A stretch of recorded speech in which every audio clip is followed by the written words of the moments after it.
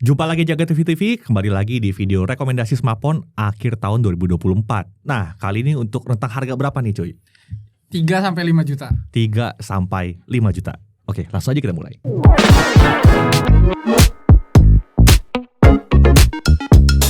Oke, untuk video rekomendasi kali ini bareng sama saya Chris dan ada teman-teman. Saya Isan dan saya Noval. Udah pada kenal lah Udah pada siapa lah kenal ya. lah.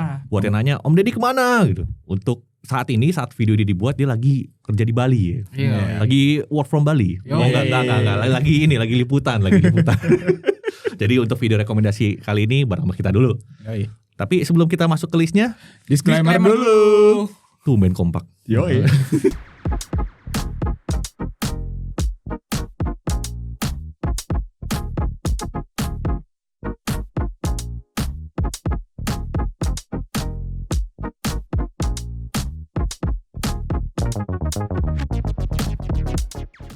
Oke, smartphone rentang harga 3-5 juta. Yang perlu kalian ingat 3-5 juta di sini bukan 5 jutaan ya. Bukan 3 jutaan sampai 5 jutaan. Bukan 5 jutaan sampai 4,99999 gitu. Ya. Kurang lebih begitulah. Jadi kalau 5 jutaan nanti kelasnya tuh udah masuk di atas 5 juta. Nah, ini mungkin ada video terpisah soal itu. Nah, di smartphone kelas harga sini tuh kita udah bisa nemuin yang unik-unik ya, yang udah keren-keren. Tapi kita mulai dulu dari ini dulu kali ya. Harapan kita sebetulnya seperti apa sih? Smartphone kelas 3-5 juta. Oke, kita mulai dari untuk RAM-nya ya. Ini minimalnya 8 GB dengan storage minimal 256 GB yang sudah pakai UFS 2.2 atau lebih. Jadi di kelas 3 jutaan kalau bisa jangan eMMC lagi ya. Jangan. Nah, UFS. UFS. Terus apa lagi? Wajib 5G sih. Nah, itu. Jadi konektivitas harus kekinian banget ya. Kekinian banget. 4G kelas harga segini mungkin bisa kita pertimbangkan kalau ada yang spesial mampus lah ya. Iya. Tapi kalau nggak ada spesialnya kalau bisa jangan gitu. Terus apa lagi? Untuk performa kita berharap performanya kelas menengah atas. Dan performa rata-rata di kelas harga ini sudah bilang meningkat jauh lah dari sebelum-sebelumnya gitu. I see. Kalau gue sih bilangnya kelas 3-5 juta minimal udah bisa main Genshin lancar lah ya. Iya. Itu udah ngarep di kelas harga sini tuh udah Genshin harus lancar. Terus apa lagi?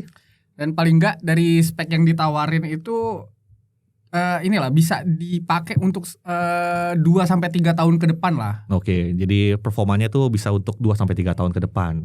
Paling nggak untuk sehari-hari tuh nggak lemot lah ya. Betul. Iya. Oke. Dan untuk list smartphone yang ada di sini kita urutin dari harga terendah sampai tertinggi ya. Oke, untuk list yang pertama ada apa nih San? Ada smartphone yang saya pakai sehari-hari. Ada Samsung Galaxy M54 5G. Oke, bentar, itu bukannya 6 jutaan. Bukannya 6 jutaan waktu Udah awalnya turun, Pak. Udah turun. Udah potong harga. Jadi 3,7. 3,7 guys. Setengah harga. M54 guys. Mantap. Bahkan di bawah 4 juta loh ini. 4 juta. Oke, untuk spesifikasinya? Spesifikasi ini pakai Exynos 1380, terus ini kenceng sih sebenarnya. Lalu untuk layar 6,7 inci, Full HD Plus Super AMOLED 120 Hz, baterai 6000 mAh, gede, khas M series dengan charging 25 watt. Sip. Kamera utama 108 megapiksel yang ditemani ultrawide 8 megapiksel dengan kamera selfie 32 megapiksel. Oke, mantap. HP turun harga dari 6 jutaan. Untuk hal yang perlu diperhatikan. Pertama, khas M series ya, mono speaker sayangnya di sini. Sayangnya mono speaker. Lalu performa gaming bukan yang paling kenceng di sini. Lalu ada beberapa SKB di kameranya, seperti misalnya kamera di 4K yang masih belum stabil. Untuk Oke. detailnya cek aja di video ya. Iya. Video reviewnya. Lalu sayangnya ini belum punya IP rating ya. Terus refresh rate layar yang belum adaptif dan juga tidak ada charger dalam isi boxnya. I see. Itu penting tuh, refresh rate layar belum adaptif diperhatikan ya. Jadi kita masih mesti milih kalau mau baterai awet di setel di 60 Hz, kalau mau yang mulus di 120. Cuman baterainya jadi agak berbeda lah, kelihatan bedanya. Oke. Untuk kelebihannya? Untuk poin menariknya di sini pakai One UI. Ya, buat yang pengen beres. Software yang beres gitu Yeah. ya. One UI pilihannya. Tapi gue ya gimana ya, dari netizen juga banyak yang bilang kok One UI itu pilihan, maksudnya salah satu UI favorit lah ya gitu. Ada alasannya, mungkin karena stable-nya kah, karena fitur-fitur yang dibutuhkan ada di situ, dan mungkin karena update-nya. Ya, karena update-nya yang 4 tahun untuk Android dan 5 tahun untuk security patch. Mantap. Jadi panjang di sini. Terus baterainya 6000 mAh khas M series. Oke, baterainya bongsor. Terus kameranya juga. Wah, ini keren coy kameranya. 6 juta Pak. HP 6 juta. HP 6 juta. HP 6 juta turun harga.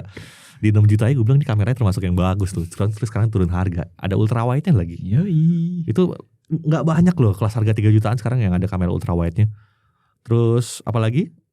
Nah, ada dual mikrofon khas Samsung di sini. Lalu SoC-nya Exynos 1380 memang kalau gaming berat mungkin kurang enak ya, tapi ini masih terhitung kenceng loh untuk pemakaian sehari-hari masih kenceng. Lu pakai sehari-hari nggak ada masalah kan ya? Aman tuh. Kalau misalnya emang bermasalah banget mah Sisan juga nggak mau pakai ya. Terus SIM tray-nya yang hybrid. Jadi masih bisa pasang slot micro SD di sini. Masih ada slot micro SD maksudnya. Dan juga karena HP 6 jutaan jadi ini punya haptic feedback kelas atas. Wow, nice. Keren banget ya. Yang gue agak khawatir sih HP Samsung sendiri ya. Tapi dari Samsungnya sendiri udah bilang kok ini smartphone yang udah gak diproduksi lagi lah. Udah penghabisan. Jadi udah masa-masa penghabisan. Bisa aja pas lagi kalian pas video ini tayang stoknya udah mulai tipis. Jadi diperhatikan aja. Oke, itu untuk yang list pertama kita ada Samsung ya. Next ada apa lagi? Ada Poco X6 5G. Poco X6 series ini lumayan menggemparkan dan ini adalah yang X6 5G-nya yang varian paling rendahnya. Itu ada di harga kisaran 3.999.000 lah. Oke. Hampir 4 juta. Tapi itu di official store. Kalau di marketplace mungkin bisa lebih turun lagi.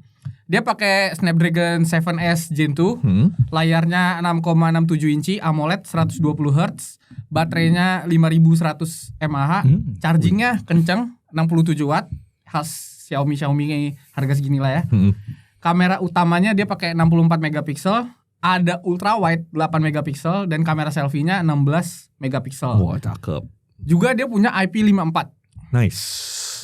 Speknya sih menggiurkan ya. Ya. Dan ini kita udah review ya kemarin ya. Ada videonya, sempat ramai juga tuh. Tapi terlepas ini begitu menarik di kelas harganya, hal yang perlu diperhatikan apa aja nih? Yang pertama, ini waktu di awal rilisnya dia pakai Android 13. Aduh. Tapi ada jatah update 3 kali. Cuman jadi kepake sekali buat nge-update ini ke Android 14. Berarti masih ada 2 tahun lagi nih sampai Android 16 berarti. Iya, mentoknya di Android 16 jadinya. Terus nggak ada slot micro SD. Ada iklan di OS-nya. Ya, khas keluarga Xiaomi dan Poco lah. Kalau kelas harga segini masih wajar ada iklannya. Ya. Dan ada beberapa keterbatasan teknis di kameranya. Mungkin kalau mau lebih detail lagi pembahasan buat keterbatasan teknis ini lihat di reviewnya aja. Ya, bukan berarti jelek kok. Cuman emang ada detail-detail yang perlu kalian perhatikan lah. Terus dari kelebihannya kenapa kita milih ini? Performanya ini cukup kencang. 7S Gen 2 di harga segini. 7S Gen 2 di harga segini.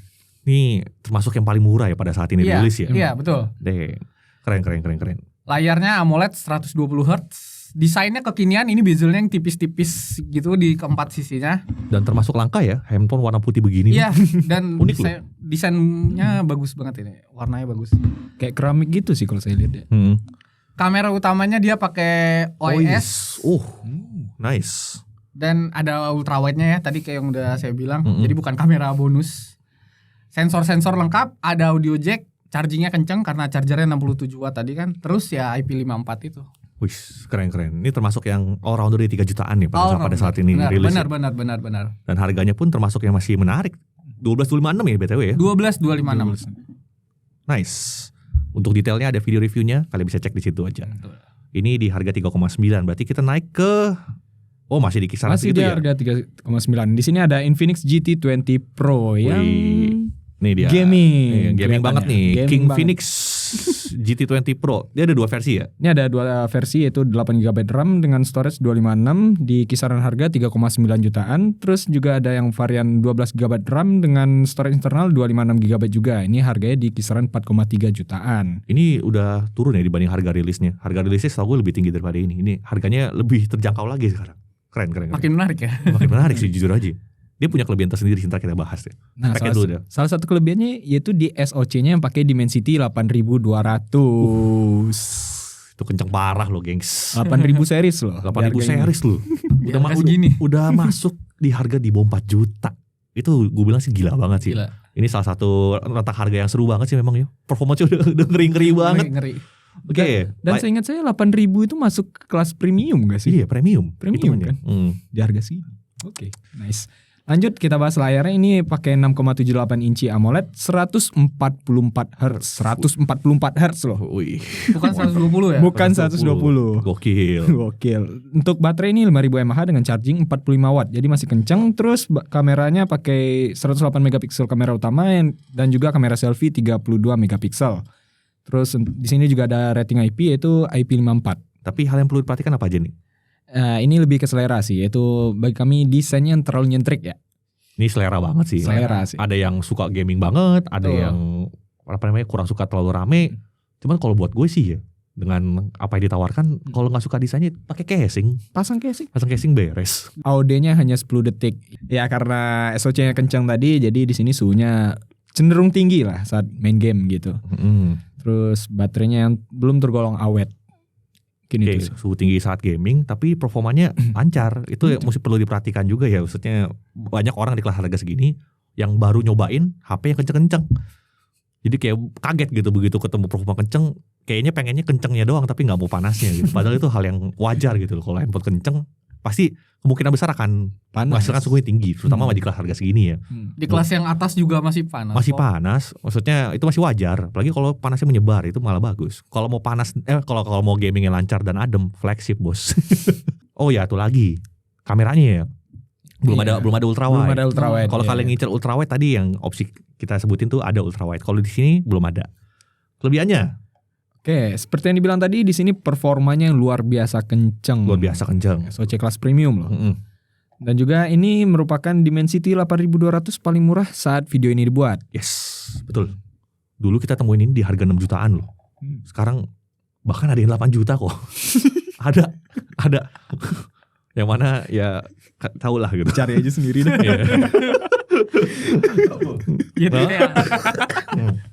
GTA. Nah, terus apa lagi kelebihannya? Ya seperti yang dibilang tadi, karena ini smartphone gaming jadi ada fitur gaming yaitu bypass charging yang masih jarang. Luar biasa Infinix. Next, layarnya seperti yang saya bilang tadi 144 Hz. Gokil. Wow, AMOLED lagi ya. Apalagi? Ini kameranya bisa merekam di 4K 60 dan ingat harganya ini masih 4 jutaan. Jadi ini 4K langka. 60 ya. 4K 60 itu langka loh. Langka. 4K 60 itu masih agak langka. Dan surprisingly kameranya Infinix bisa bagus ya di sini ya. Ini gue kaget loh. Untuk smartphone yang katanya fokusnya di gaming, kameranya bagus lumayan. Apalagi kelebihannya? Dan kalau tadi 4K 60, ini di kamera selfie-nya bisa 1080p 60 fps. Itu juga langka. Itu. Terus? Dan ini punya kamera, ada fitur OIS di kamera utamanya. Nice. Chargingnya juga cukup kencang, 45 watt tadi ya. Terus juga isi boxnya yang lengkap. Bahkan ada tempered glass dan charger juga di dalamnya. Itu tempered glass dan charger dikasih loh. Mana emang mesti masang sendiri sih tempered glassnya ya. Oke, next. Terus ini juga ada janji update OS yaitu 2+3. Jadi 2 tahun untuk OS dan 3 tahun security patch. Nice. Paling gak udah ada janji lah ya. Yeah. Good job untuk Infinix. Next. Ini pakai stereo speaker, terus ada infrared blaster, in-display fingerprint scanner, dan juga punya rating IP54. Wow. Gak heran ya banyak yang bilang King Phoenix nih. Ini walaupun penampilannya gaming banget, ini gue bisa anggap ini all-rounder juga loh. Semuanya bagus ini. Dari kameranya semuanya. Gokil. King Phoenix. Hail King. Next, kita ke nominasi berikutnya. Ada apa nih, Pak? Ya, ada iQOO Z9. iQOO Z9. Wih. Ini di kelas harga berapa sih nih? Harga 4 juta tipis. 4 juta. 4 juta kecil lah. 4 juta kecil ya. Ada dua ya, ada yang 8256 itu di 4.099.000 dan 12256 di 4.499.000. Wih. Ini yang menarik ya, di harga segini pakai SoC Snapdragon 7 Gen 3. 7 Gen 3 loh. Bener. Lalu layarnya 6,78 inci FHD Plus AMOLED 144 Hz juga. Wih. Baterainya 6000 mAh, charging 80 watt, kenceng. Terus kamera utamanya 50 megapiksel dan kamera selfie-nya 16 megapiksel. Wih. 7 Gen 3 ini sih, ini menarik sekali ya. Menarik sekali. Untuk hal yang perlu diperhatikan, Dia single cam plus kamera bonus, belum ada ultrawide di sini. belum ada ultrawide juga. Ya. Terus di kamera selfie-nya perekaman video itu cuma bisa sampai 1080p 30 fps aja dan belum stabil, Itu masih yang agak sayang gempa. tuh. Terus dia nggak punya slot buat micro SD. Oke, jadi ini kelihatan ya performance banget. Jadi untuk yang nyari kamera mungkin perlu dipertimbangkan lagi gitu. Tapi karena kelebihannya di performance ya kenceng pastinya ya. Dan performanya salah satu yang dibilang paling kenceng sih belum ya, cuman udah oke banget ya 7 Gen 3 itu. Terus kelebihan lainnya apa lagi selain performa tuh? Layarnya up to 144 Hz ya. Oke. Terus baterainya tadi 6000 mAh dan luar biasa awet. Baterai. Vantage OS plus baterai 6000 mAh. Awet. Chargingnya juga kenceng 80 watt.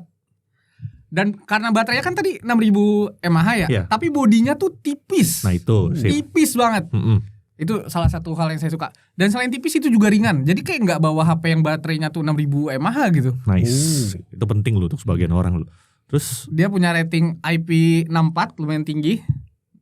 Dan dia punya IR blaster juga, infrared blaster. nice. Ini keunggulan yang sulit dilawan dari HP ini tuh baterai sama tipis ringannya ya. Baterai tipis ringan, Snapdragon 7 Gen 3. Performance mungkin bisa bersaing semua lah. Yang kita pilih di sini kayaknya udah kenceng-kenceng semua, nggak ada yang lambat lah performance-nya. Iya betul. Tinggal kita lihat detail-detail keunggulannya ada di mana. Kalau gue lihat di sini sih baterai tipis ringan. Iya. Wow. Oh itu nggak ada lawan sih. Gila, Aiku masih bisa ngelawan di sisi lain gitu. Itu gue demennya tuh itu. Performance mungkin tonjok-tonjokan lah. Tapi begitu ngomongin baterai tipis ringan, Aiku gokil. Gokil. Next. Loh, Samsung lagi. Oh ini saudaranya yang ini. Saudaranya yang ini nih. Kok saudaranya? Emang kenapa tuh? Ini Samsung Galaxy A54 5G. Yang tadi M, ini A. Bentar, A54 berarti ini HP tahun lalu. Tahun lalu. Ini HP tahun lalu. Tapi walaupun tahun lalu, karena tahun lalu ya, jadi harganya turun. Harganya turun. Oh gitu. Oke ada patternnya ya. Wow. Ini gue demen nih pas lagi nyari-nyari kayak gini. Kadang-kadang kita bisa nemu hidden gem Samsung kayak begini ya. 4 jutaan. Kita selalu mikirnya yang baru. Ternyata yang tahun lalu, ini bukan berarti second ya BTW. Bukan. Ini baru juga. Maksudnya rilisan tahun lalu gitu. Di harga berapa ya sekarang? Ini harganya 4,5 jutaan untuk varian 8 GB RAM dengan 256 storage dan bahkan bisa dapat di bawah 4,5 itu kalau misalnya hoki ya. Nice. Oke. Ini Exynos 1380 ya. Iya, kembaran. Mirip ya 4,4 ya. Terus juga layar 6,4 inch Full HD Plus Super AMOLED 120 Hz, baterai 5000 mAh. Kalau yang tadi 6000 ya, ini 5000 mAh dengan charging 25 watt. Kamera utama 50 megapiksel yang ditemani ultrawide 12 megapiksel dan kamera selfie 32 megapiksel. Sip. Okay. Untuk hal yang perlu diperhatikan. Hal yang perlu diperhatikan pertama itu performa gamingnya bukan yang paling kencang. Ya mirip lah tadi M54 ya. Terus suhu gamingnya tergolong panas. Terus tidak ada chargernya. Tidak ada chargernya. Balik lagi. Usahakan cari yang bundling. Itu aja. Terus juga karena ini tahun lalu jadi Androidnya masih start dari Android 13 ya. Ada tapinya. Open Android 13. Kita mulai dari kelebihannya dulu yang pertama. Apa nih? Support Galaxy AI.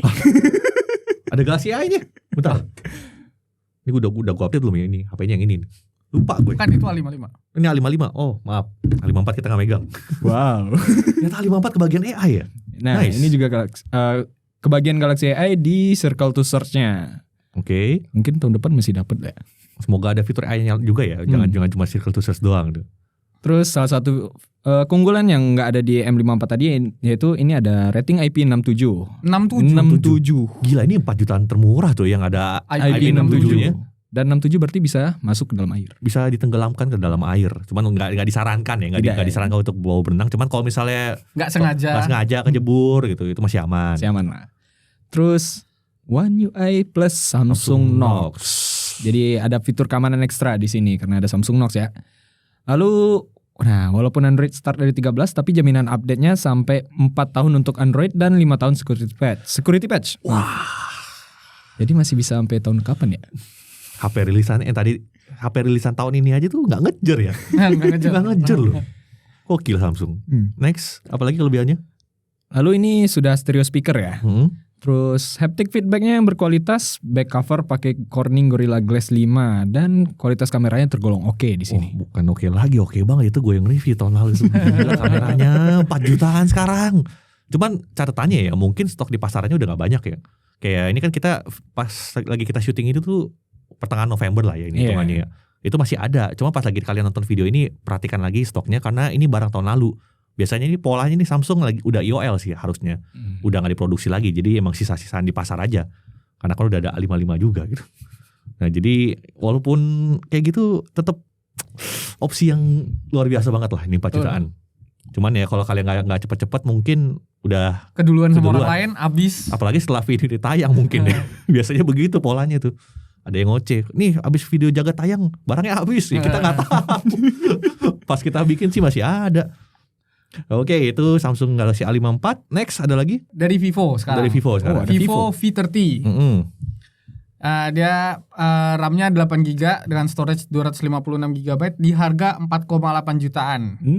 Mungkin bisa di bawah itulah kalau kalian hoki ya. Lagi-lagi ini barang awal tahun banget ya. Awal tahun ini V30. Dia SoC-nya pakai Snapdragon 7 Gen 3 sama kayak si iQOO Z9 tadi. Layar 6,78 inci, AMOLED 120Hz. Oke. Baterai 5000 mAh dengan charging 80 watt. Nah, ini yang menarik nih. Waduh. Dia punya kamera utama, kamera ultrawide dan kamera selfie yang tiga-tiganya itu 50 megapiksel. Wah. Seneng gua diliatin nih. Gila, itu bener selling point-nya gila banget ya? Iya. Dan dia juga punya IP rating di IP54. Oke, keren nih. Menjanjikan sekali. Cuman karena ini masih sebelum V40 ya, ini V30 masih pakai single speaker. Speakernya masih mono. Terus yang perlu diperhatikan, next apa lagi? Selain single speaker, dia juga haptic feedbacknya masih kurang mantep. Jadi kalau ngetik cepet tuh mungkin getarannya agak panjang ya. Terus gak ada slot buat micro SD. Dan update OS-nya cuma 2 tahun. Tapi masih oke lah ya, dari start Android 14 kan? Iya, untuk startnya dari Android 14 dia. Jadi karena rilisan tahun ini juga. Iya. Kan soalnya V-series kan patternnya 2 kali setahun nih 2 kali setahun. Untuk kelebihannya? Performanya ya 7 Gen 3 kencang. Terus apa lagi? Selain dia hitungannya dual kamera, tapi dua-duanya fungsional dan hasilnya oke. Bahkan kita bisa bilang ini kamera smartphone ultra wide paling bagus di 4 jutaan. Nggak ada coy, ultrawide 50 megapiksel di kelas harga segini lagi. Terus kamera selfie-nya juga keren. Dia punya autofocus di kamera selfie. Hasil foto dan videonya juga bagus-bagus. Ada aura light. Kameranya V-series. V-series. Terus baterainya Vivo baterai. Nggak perlu ditanyain dah. Charging kencang kan tadi 80 watt. Bodinya juga tipis ringan. Dan layarnya AMOLED 120Hz yang kualitasnya oke banget. Terus ya udah dia punya IP54 buat buat IP ratingnya. Ini buat kalian yang nyari kamera banget sih ini. Ini kamera terlalu killer sih gue bilang di 4 jutaan. Autofocus di semua kamera itu langka loh. Buat yang butuh untuk vlogging, kamera selfie, ini salah satu yang terbaik mungkin di 4 jutaan. Nggak ada kamera gimmick lah pokoknya di sini. Nggak ada kamera gimmick. Tapi pasti ada yang ini dong. Mana King satu itu tuh, si Raja HP 4 jutaan satu itu. Apa tuh? Tenang guys, masuk. Ini kalian lihat kan dari tadi. Next kita ada Poco X6 Pro 5G. Ya ini HP paling fenomenal tahun ini lah ya, sampai sekarang. Untuk harganya terakhir kita cek sih masih di 4,9 ya. Iya 4,8. 4,899.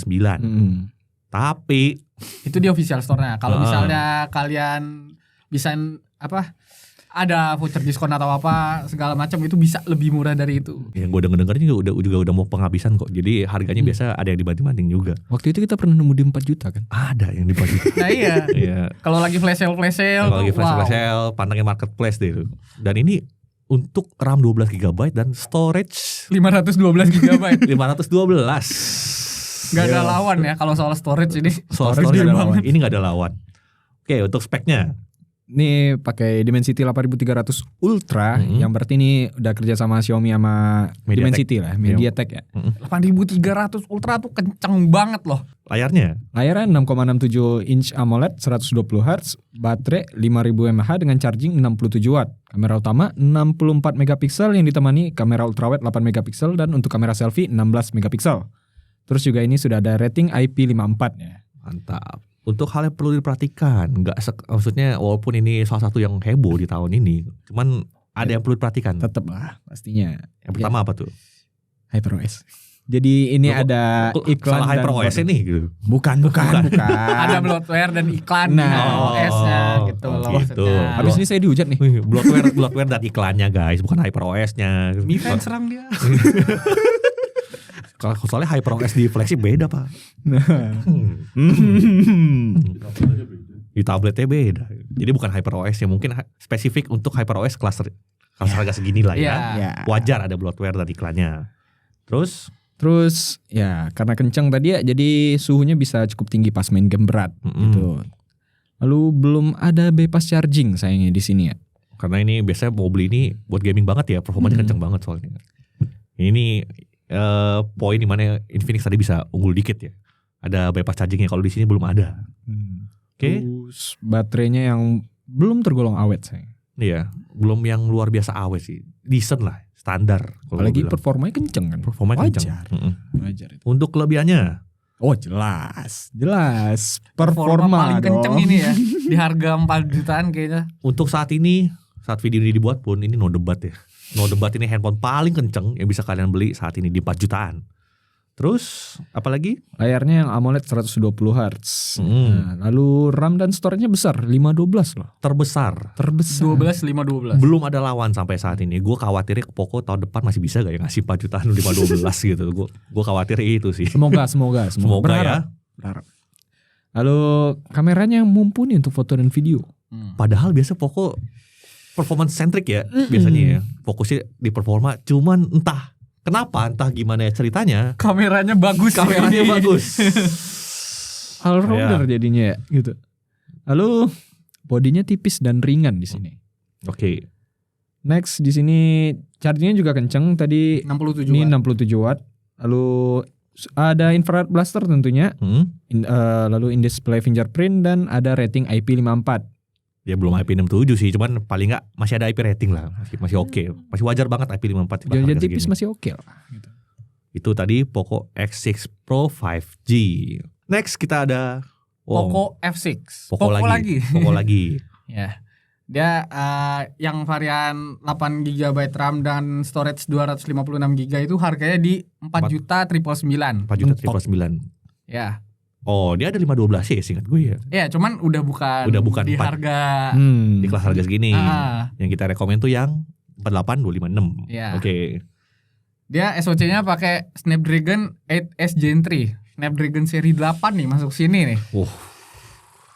Mantap. Next, apa lagi? Layarnya 6,67 inci, resolusi HD+, AMOLED 120 Hz, baterainya 5000 mAh, chargingnya 90 watt. Ini lebih kencang dari si X6 Pro tadi. Ya. Kamera utamanya 50 megapiksel, ultrawide-nya 8 megapiksel dan selfie-nya 20 megapiksel. Oke. Sip. Untuk hal yang perlu diperhatikan. Mirip ya, gak sih? Mirip. Mirip ya? Ada iklan dan bloatware. Wajar guys, wajar guys. Terus pengalaman penggunaan kameranya belum yang ini maksimal banget. Anomalinya di sini kan, kameranya malah bagusan X6 Pro kan. Cuman buat kalian nyari performa mungkin akan lebih cocok di Poco F6 ini gitu. Terus belum ada bypass charging juga. Padahal udah kenceng banget. Terus banyak yang protes di bagian ini sih, bodinya ya. Rasa agak kurang premium aja sih. Cuman kalau menurut gue ini spesifik yang untuk yang hitam sih. Kalau kalian nyari yang warna apa lagi sih? Gold, yang warna kayak gold apa ya? silver? Gue jangan lagi lah yang warna terang itu lebih oke kok. Itu juga kalau emang ini pakai skin bisa lah. Ya, casing. Kayak casing. Terus kalau dari gue sih concernnya sampai saat video ini dibuat nih kan gue belum lama abis gue cek lagi kan. Ya itu spesifik di Genshin Impact performanya masih agak kurang mulus dikit lah. Itu kayak ada software yang perlu diberesin dulu. Jadi walaupun tulisannya 60 fps tapi rasanya itu belum 60 fps. Itu ya sih. Tapi kalau di game lain aman ya. Ini spesifik di Genshin Impact doang. Nah, untuk kelebihannya Poco F6. SoC-nya ya Snapdragon 8S Gen 3. Snapdragon seri 8 di harga 8. segini. Gue sih sederhana ya. Kalau ada nanya Poco F6 apa X6 Pro bang? Lu Snapdragon apa MediaTek? Nah, Gitu aja sih gue. Wah, gue gak suka MediaTek, maunya Snapdragon. Ya udah Poco F6. Jawabannya, dua-duanya udah punya level performa yang gila banget sih untuk harganya. Terus apa lagi? bodinya tipis dan ringan, lumayan enak buat dipegang. Layarnya AMOLED 120 Hz tadi ya. Chargingnya 90 watt, jadi lumayan kencang. Dan itu juga udah tersedia di dalam box paket penjualannya. Oke. Jadi nggak perlu beli lagi. Nice. Speakernya stereo, punya infrared blaster, in-display fingerprint, Konektivitasnya kekinian banget ya. kekinian. Dan dia pakai IP64 juga. Oh, sedikit lebih tinggi dibanding Poco X6 Pro tadi. Ya, Oke, itu dia tadi Poco F6. Gokil ya Poco tahun ini ya. Yoi. Wangi banget Poco. Wangi. Luar biasa. Wangi. Pertahankan ya sampai tahun depan ya. good luck. Good luck ya. Good luck. Standarnya udah terlalu sadis mereka bikin ini. Semoga tahun depan bisa lebih baik lagi. Harus. Oke, itu dia untuk list-list yang rekomendasi utama kami. Cuman ada satu HP lagi ya yang masuk honorable mention. Apa tuh?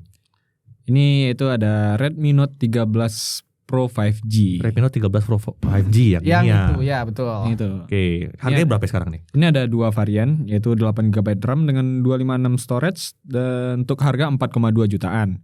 Lalu yang satu lagi 12GB RAM dengan storage 512, gede ini. Wih, Redmi ada 512 di 4 jutaan. Yoi. Keren. Harganya ini 4,9 ya. Oke. Untuk spesifikasi, ini pakai Snapdragon 7S Gen 2 dengan Oke. layar 6,67 inch Full HD AMOLED 120Hz, baterai 5000 mAh, lalu dengan charging 67 watt. Oke. Kamera utama, ini pakai kamera utama 200 megapiksel yang ditemani ultrawide 8 megapiksel dan untuk kamera selfie 16 megapiksel. Lalu ini punya rating IP54. Ya, Tuh. ini hal yang perlu diperhatikan. Mungkin kenapa ini masuk honorable mention, ini bukan yang paling kencang di kelasnya ya. Tadi kan kita udah ketemu 7S Gen 2 di 3 jutaan. Ini harganya termasuk agak tinggi sih. Terus juga Androidnya ya. 13. Androidnya start dari 13. Mungkin ngikutin namanya. Android 13. Tapi setidaknya ini ada update. Ada aja di update. Ada janji update. Sampai Android 16. Ya. Nah, sebetulnya dari berbagai kelebihannya yang secara all rounder, cuma satu alasan kenapa ini masuk honorable mention ya sebetulnya. Apa itu, Pak?